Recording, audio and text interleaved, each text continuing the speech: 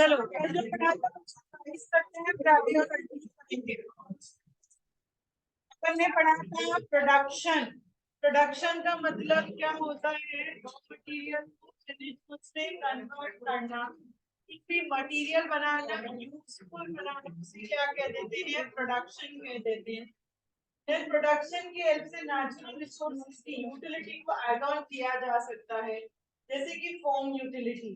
तो मतलब changing the form of the natural resources, मतलब अपन वुड है, लकड़ी ऐसे ही पड़ी है तो उसका कोई यूज नहीं है, बट उससे अगर अपन फर्नीचर बना लेते हैं, टेबल चेयर बना लेते हैं, उसका फॉर्म चेंज कर कर, तो उससे मिलने वाला वर्थ सेटिस्फैक्शन जो है वो इंक्रीज हो जाएगा।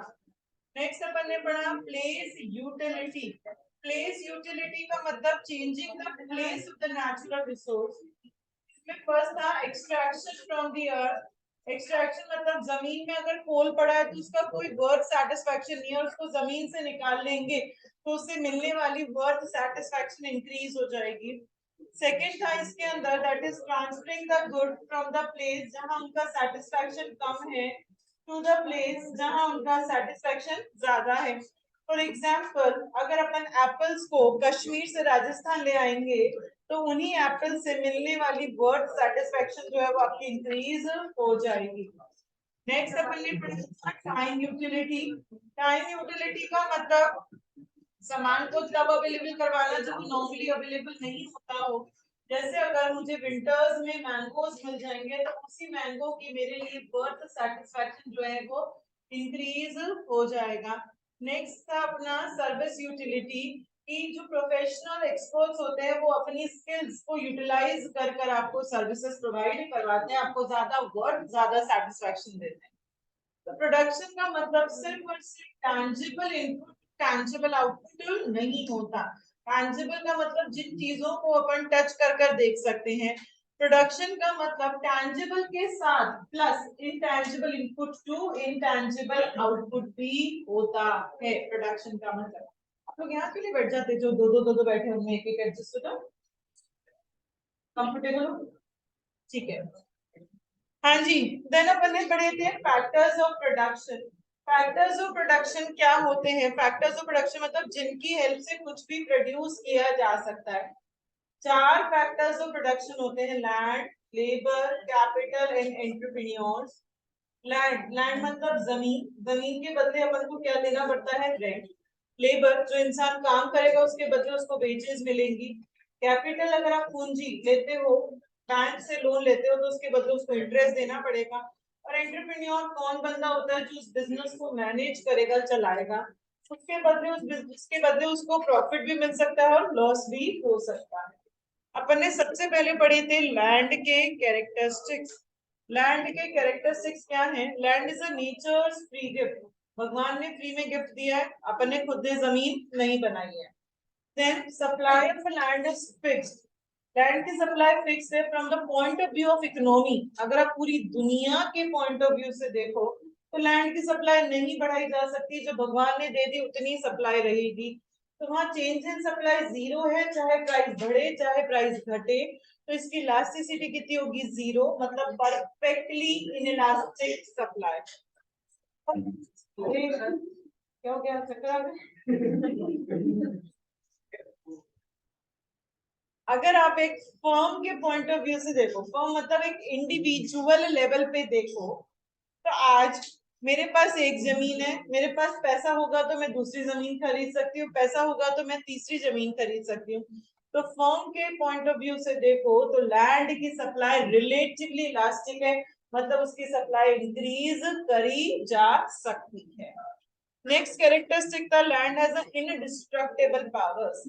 जमीन के जो पावर्स है वो खत्म नहीं हो सकते, डिप्लीट हो सकते हैं, एक बार कम हो सकते हैं, पर अपन उसको रीजनरेट कर सकते हैं, दोबारा से फर्टाइल कर सकते हैं, बट वो खत्म नहीं हो सकते हैं।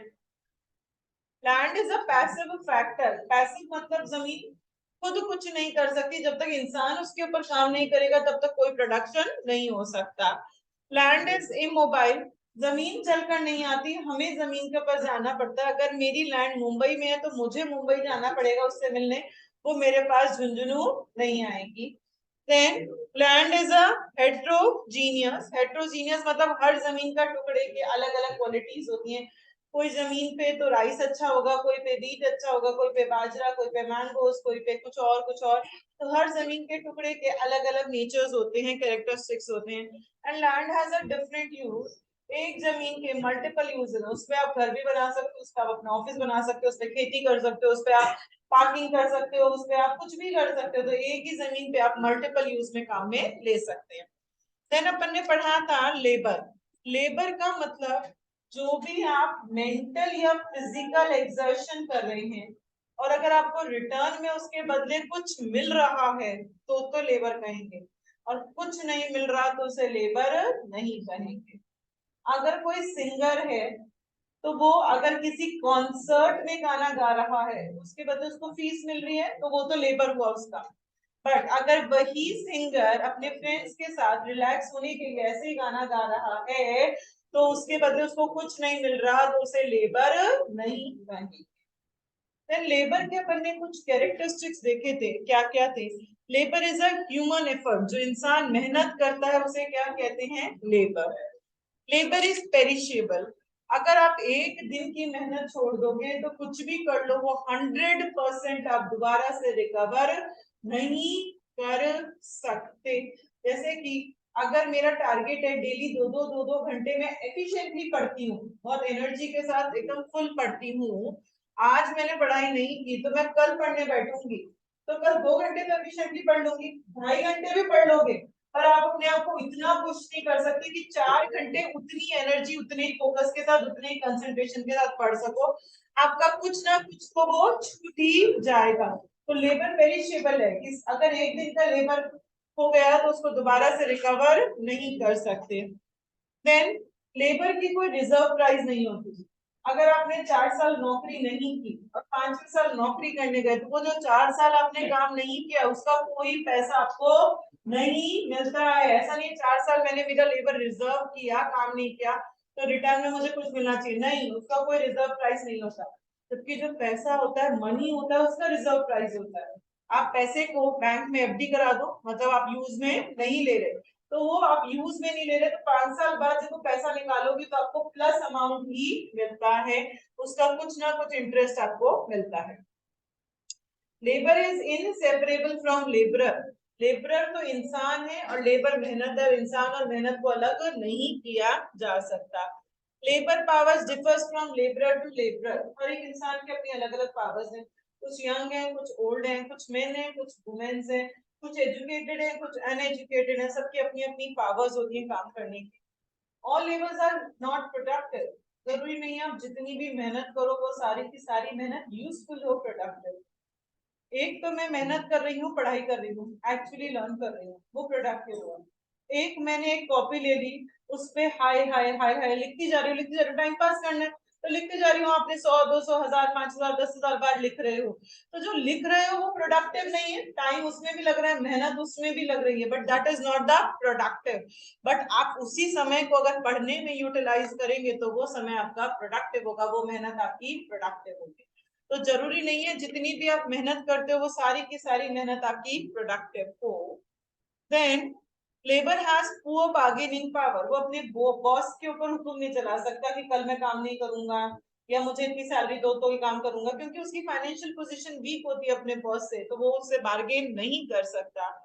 Choice between hours of labour and hours of leisure, कि आप कितने घंटे काम करेंगे एंड कितने घंटे आराम करेंगे, depends on the wage rate. अगर आपको वेज रेट पूरे दिन के हिसाब से मिल रही है तो आप काम कम और आराम ज्यादा कमाएंगे, और वेजेस आपको पूरे घंटे के हिसाब से मिल रही है तो आप काम ज्यादा करेंगे और आराम कम करेंगे. Then labour is mobile.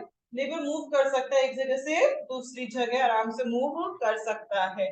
Labour is an active factor. वो खुद कुछ भी प्रोड्यूस कर सकता है, उसको किसी और की जरूरत नहीं है. Then there is no rapid adjustment in the supply of a labour. जब बहुत कम टाइम पीरियड होता है तो किसी भी हालत में अपन लेबर की सप्लाई नहीं बढ़ा सकते. जैसे कल मैंने एक एग्जांपल आपको बताया था कि सपोज मेरा कोई कंस्ट्रक्शन चल रहा है और मैंने कॉन्ट्रैक्टर को कहा कि 10 मिनट के अंदर मुझे 500 लेबर और ला दो. तुम हर एक लेबर का मैं पैसे 500 देती थी. मोहिन उठो बेटा, गुड मॉर्निंग, पानी पियो. हर एक लेबर का मैं 500 देती थी, मैंने कहा मैं 1000 रुपए दूंगी पर मैं 10 मिनट में 500 लेबर चाहिए, तो वो 10 मिनट में 500 लेबर अरेंज नहीं कर सकता। वो कहेगा मुझे 2 दिन का समय दो, तब मैं आपको लेबर अरेंज कर दूंगा। इतना टाइम पीरियड में लेबर की सप्लाई आप बढ़ा नहीं सकते, चाहे उसकी कितनी भी प्राइस में इंक्रीमेंट क्यों ना हो जाए। तो ये सारे कैरेक्टरिस्टिक्स होते हैं लेबर के। यहां तक अपन ने पढ़ा था, क्लियर है? क्लियर है? बैठो।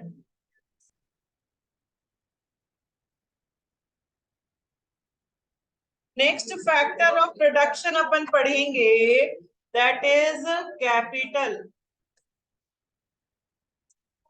कैपिटल का मतलब क्या होता है? वेल्थ का वो वाला पार्ट जो फर्दर प्रोडक्शन में आप काम में लेते हो, उसे कैपिटल कहते हैं। कैपिटल मतलब वो चीज जो बिजनेस में लगाते हैं, बिजनेस करने के लिए, कुछ प्रोड्यूस करने के लिए।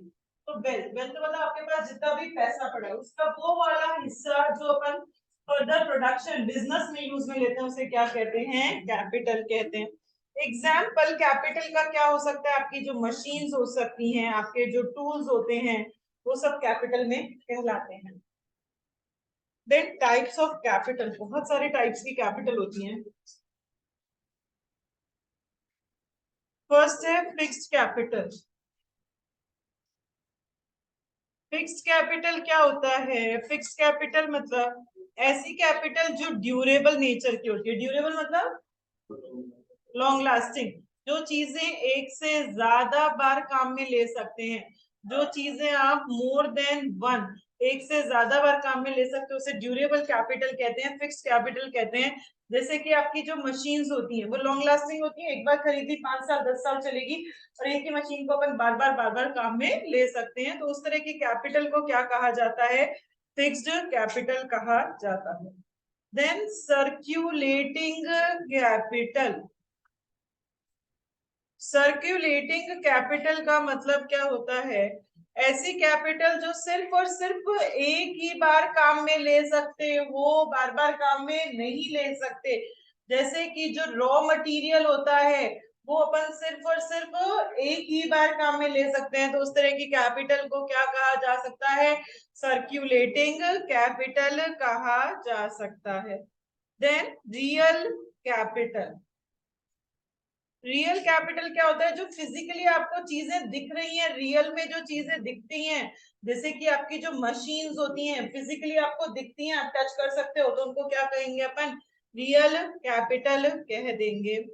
देन ह्यूमन कैपिटल, जो इंसान, जो लेबर आपकी ऑर्गेनाइजेशन में काम करते हैं, जो एम्प्लॉयज आपकी ऑर्गेनाइजेशन में काम करते हैं, उनको क्या कहा जाता है? Human capital. They are the biggest asset to any organisation. अगर इंसान अच्छा नहीं होगा, कितनी लेटेस्ट मशीन ले आओ, तो भी ऑर्गेनाइजेशन को कभी सक्सेस नहीं मिल सकती। तो जो ह्यूमन इंसान काम करता है उसे भी आजकल ऑर्गेनाइजेशन पूंजी मानती है, कैपिटल मानती है, क्योंकि उसी की वजह से ऑर्गेनाइजेशंस को क्या मिलते हैं? सक्सेस मिलती है। कोई डिफरेंस नहीं बेटा, कंसेप्ट का डिफरेंस है बस। रियल मतलब रियल में जो चीजें दिखती हैं, बिल्डिंग आपको रियल में दिख रही है तो उसे रियल कैपिटल कहते हैं। फिजिकल जो चीजें दिखती हैं, फिजिकली प्रेजेंट है। हाँ जी। नेक्स्ट कैपिटल है आपका टैंजिबल कैपिटल। टैंजिबल मतलब जिस चीजों को आप टच कर कर फील कर कर देख सकते हो, उसे क्या कहते हो? Tangible capital. For example machine, जिसको अपन टच कर सकते हैं। नेक्स्ट कैपिटल है आपका इनटैंजिबल कैपिटल। इनटैंजिबल का मतलब जिनको अपन टच नहीं कर सकते, उसे इनटैंजिबल कहते हैं। जैसे कि आपकी जो गुडविल होती है उसको अपन टच नहीं कर सकते, तो गुडविल को अपन क्या कहेंगे बच्चों? गुडविल क्या है? एक तरह की इनटैंजिबल कैपिटल है। Next capital individual capital. Individual मतलब मेरी पर्सनल प्रॉपर्टी, मेरा पर्सनल घर, मेरी पर्सनल दुकान, मेरा पर्सनल ऑफिस, मेरी पर्सनल गाड़ी, जो मेरा पर्सनल होगा, एक इंडिविजुअल फर्म का जो होगा, उसे क्या कहते हैं? Individual capital. Then social capital, जो सोसाइटी को बिलोंग करती है उसे सोशल कैपिटल कहते हैं। सोसाइटी के पार्क्स, सोसाइटी की बिल्डिंग, सोसाइटी के हॉस्पिटल्स, जो पूरी सोसाइटी को बिलोंग करेगा उस कैपिटल को क्या कह दोगे आप? सोशल कैपिटल कह दोगे। नेक्स्ट कैपिटल है संक कैपिटल। संक कैपिटल ऐसी कैपिटल जिससे सिर्फ एक ही सामान बनाया जा सकता है, one single commodity can be produce from that capital, उसे संक कैपिटल कहते हैं। For example brick killing. Brick killing क्या होता है? जो ईंट बनाने की भट्टी होती है उनसे बनाई सिर्फ ईंट जा सकती है, पर एक ही ईंट बनाने की भट्टी को आप मल्टीपल टाइम्स काम में ले सकते हैं, पर बनाया क्या जा सकता है? सिर्फ ईंट बनाई जा सकती है। तो जो संक कैपिटल और सर्क्यूलेटिंग कैपिटल सेम था या अलग अलग? क्या डिफरेंस है?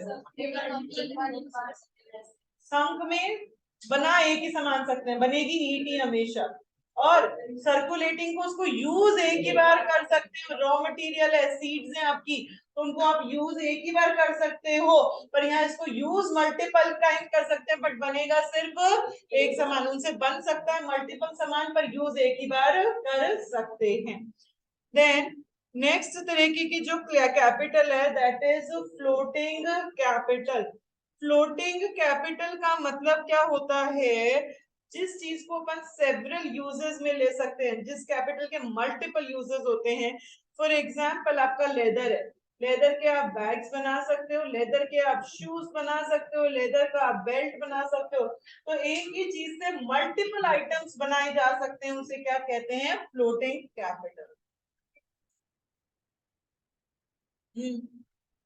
तो अपन ने क्या पढ़ा? अपन ने मल्टीपल टाइप्स की कैपिटल पढ़ी। पहली कैपिटल कौन सी थी? Fixed capital. फिक्स्ड कैपिटल का मतलब क्या होता है? जो ड्यूरेबल नेचर की जो कैपिटल होती है, ड्यूरेबल मतलब लॉन्ग लास्टिंग, जिस चीज को बार बार काम में लिया जा सकता है, जैसे कि जो मशीन होती है उसे फिक्स्ड कैपिटल कहते हैं। सर्कुलेटिंग कैपिटल जिस चीज को यूज ही एक बार ले सकते हो, जैसे जो रॉ मटेरियल या सीड्स होती हैं, उसे क्या कहते हैं? Circulating capital. रियल कैपिटल जो फिजिकली आपको दिख रहा है, रियल में आपकी बिल्डिंग्स, आपकी मशीनरी, उनको क्या कहते हैं? Real capital. ह्यूमन कैपिटल क्या होता है? जो लेबर, इंसान, एम्प्लॉइज जो आपके ऑर्गेनाइजेशन में काम करते हैं, उन्हें क्या कहते हैं? Human capital. टैंजिबल कैपिटल जिन चीजों को आप टच कर फील कर देख सकते हैं, उन्हें क्या कहते हैं? Tangible capital. Then intangible capital जिनको अपन टच नहीं कर सकते, जैसे कि जो मेरी गुडविल होती है, मेरे पेटेंट्स होते हैं, जिनको अपन टच नहीं कर सकते, उसे क्या कहते हैं? Intangible capital. इंडिविजुअल कैपिटल मतलब मेरा पर्सनल घर, पर्सनल गाड़ी, एक पर्सनल इंसान की जो पर्सनल प्रॉपर्टीज होती हैं, उसे क्या कहते हैं? Individual capital. Then social capital जो पूरी सोसाइटी को बिलोंग करेगा, सोसाइटी के पार्क, सोसाइटी के ब्रिज, सोसाइटी का कुछ और, तो उसे क्या कहते हैं? Social capital. संघ कैपिटल जिससे बनाया सिर्फ एक ही सामान जा सकता है, वन सिंगल कमोडिटी इससे प्रोड्यूस करी जा सकती है, जैसे ब्रिक किलिंग, उससे सिर्फ ब्रिक्स को ही प्रोड्यूस किया जा सकता है, तो उसे क्या कह देते हैं? संघ कैपिटल। फ्लोटिंग कैपिटल जिससे मल्टीपल सामान बनाए जा सकते हैं, जैसे कि लेदर, लेदर से बैग, शूज, ये सब बनाया जा सकता है, तो उसे क्या कह देते हैं? फ्लोटिंग कैपिटल कह देते हैं। तो ये सारे टाइप्स होते हैं कैपिटल के, आपको इनका मतलब पता होना चाहिए। देन नेक्स्ट कैपिटल के अंदर ही अपन टॉपिक पढ़ रहे हैं दैट इज कैपिटल फॉर्मेशन। आप कैपिटल फॉर्मेशन कब कहते हो कि कैपिटल बन रही है मेरी? जब रियल कैपिटल का स्टॉक इंक्रीज होता है, तब क्या कहते हो? कैपिटल फॉर्मेशन हो रहा है। पहले मेरे पास 2 मशीन थी, अब मेरे पास 3 मशीन है। मशीन को रियल कैपिटल है, फिजिकल गुड है, दिख रही है मुझे रियल कैपिटल, तो उसका मेरा स्टॉक बढ़ गया। पहले 2 थी, अब कितनी हो गई? 3 हो गई। तो उसे अपन क्या कह देते हैं?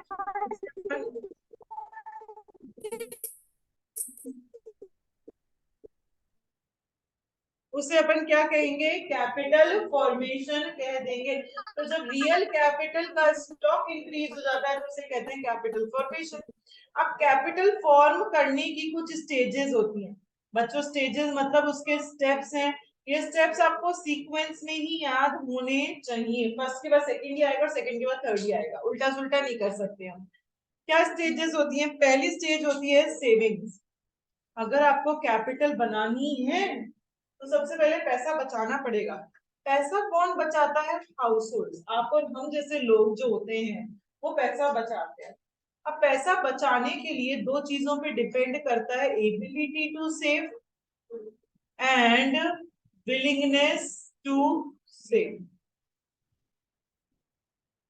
सपोज मेरी महीने की कमाई 10,000 रुपए है, मेरे घर में 4 लोग खाना खाने वाले हैं, तो यहाँ मैं सोचती तो हूँ फ्यूचर के बारे में कि भाई पैसा होना चाहिए, विलिंगनेस तो है, बट क्या मेरी एबिलिटी है टू सेव, नहीं। 10,000 में महीने का खर्चा निकलता है, वो भी बहुत बड़ी बात है। 10,000 में आप पैसा नहीं बचा सकते, तो यहाँ पे सेविंग नहीं। फॉर एग्जाम्पल मेरी मंथली इनकम 2 लाख रुपए की और मेरे घर में सिर्फ 2 लोग रहते हैं, पर मैं सोचती हूँ आज कमाओ आज खाओ, तो यहाँ पे मेरी एबिलिटी तो है, मैं आराम से पैसा बचा सकती हूँ, बट मेरी विलिंगनेस ही नहीं है, मेरी इच्छा ही नहीं है पैसे बचाने की, तो इसको भी अपन सेविंग नहीं कहेंगे। तो सेविंग किसे कहोगे, आपकी मंथली इनकम 2 लाख की और घर में आपके 4 लोग रहते हैं, और आप यहाँ पे फ्यूचर के बारे में सोचते भी हो कि फ्यूचर के लिए थोड़ी बहुत सेविंग होनी चाहिए, तो विलिंगनेस भी और आपकी एबिलिटी भी है, तो आप इसे क्या कह दोगे, सेविंग्स कह दोगे। तो पहली स्टेज अगर आपको कैपिटल फॉर्मेशन करना है तो सबसे पहले हाउस होल्ड को क्या करना पड़ेगा, पैसा बचाना पड़ेगा, सेविंग्स करनी पड़ेगी। सेकेंड स्टेज होती है आपकी, that is mobilisation of saving. अब उस पैसे को सिर्फ गुल्लक में मत रखो, मोदी जी कहते हैं पैसे को गुल्लक में नहीं रखो, उसका कोई फायदा नहीं है गुल्लक में बचा कर रखिए। तो उस पैसे को मोबिलाइज कराओ, उस पैसे को चैनलाइज कराओ, उस पैसे को फाइनेंशियल इंस्टीट्यूट्स में डिपॉजिट कराओ। फाइनेंशियल इंस्टीट्यूट्स कौन से होते हैं, जो बैंक्स होते हैं। तो हाउस होल्ड ने पैसा बचाया और उसको किसने दिया, बैंक ने दिया।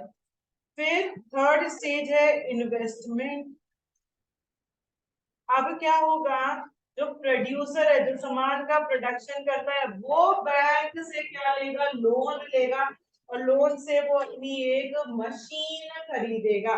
तो जब सेविंग्स इन्वेस्टमेंट में कन्वर्ट हो जाएंगी तो उसे क्या कहते हैं, कैपिटल फॉर्मेशन कहते हैं। तो अगर कैपिटल फॉर्म करनी है तो 3 स्टेजेस होती हैं। पहली स्टेज क्या है आपकी, सेविंग। सेविंग्स दो चीजों पे डिपेंड करती है, ability to save and willingness to save. आपकी इच्छा भी होनी चाहिए और क्षमता भी होनी चाहिए। सेकंड है आपकी मोबिलाइजेशन ऑफ सेविंग, उस पैसे को बैंक्स में जमा कराओ। थर्ड है इन्वेस्टमेंट, जो इन्वेस्टमेंट में क्या होगा, जो प्रोड्यूसर है वो बैंक से लोन लेगा उसी पैसे का और अपना इन्वेस्टमेंट करेगा, उससे मशीन वगैरह खरीदेगा। तो मैं क्या कहूंगी कि वो क्या रहा है, कैपिटल फॉर्मेशन हो रहा है।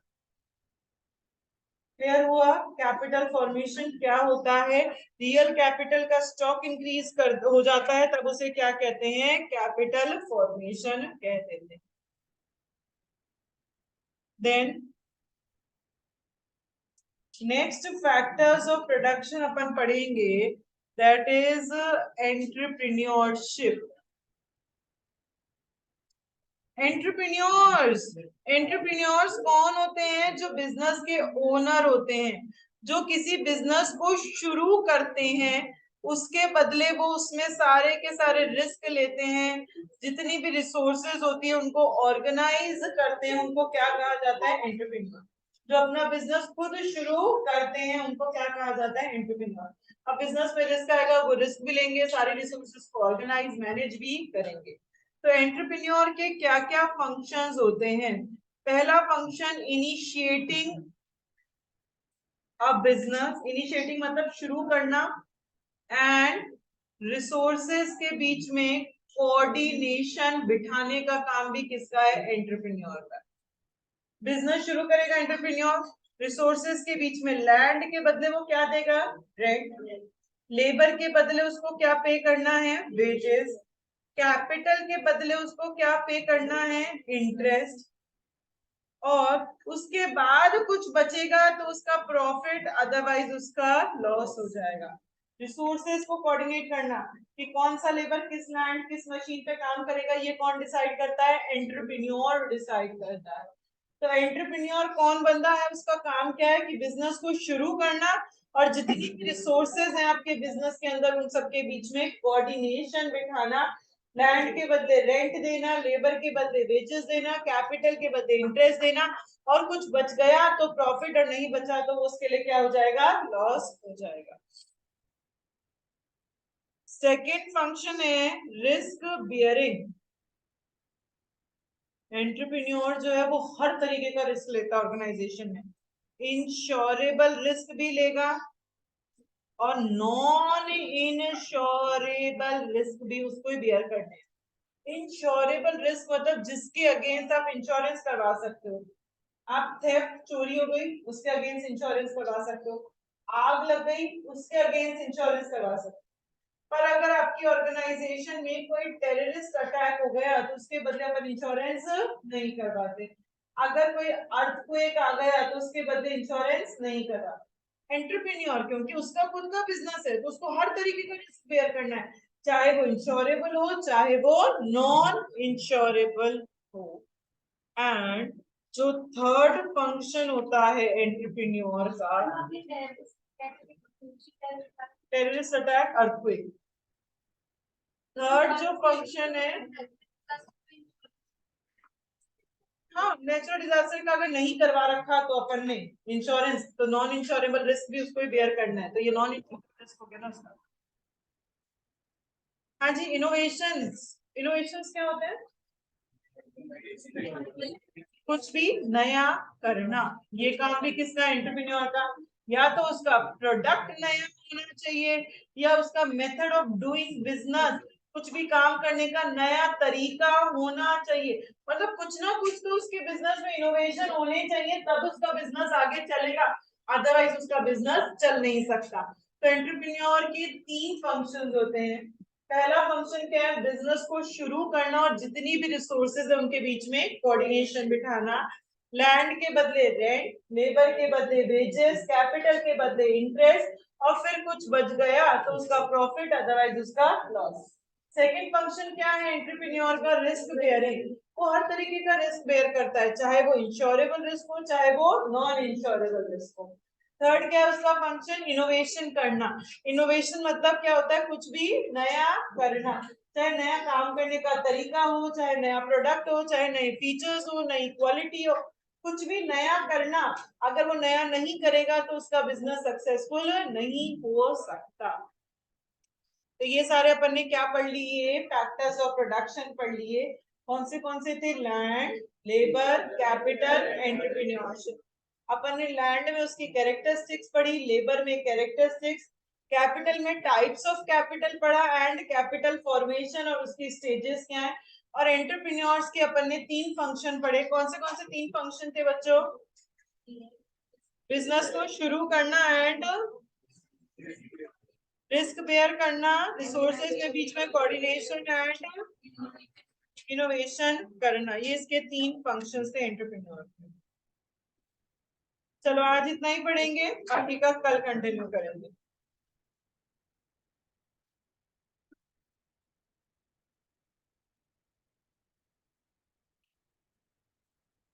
ये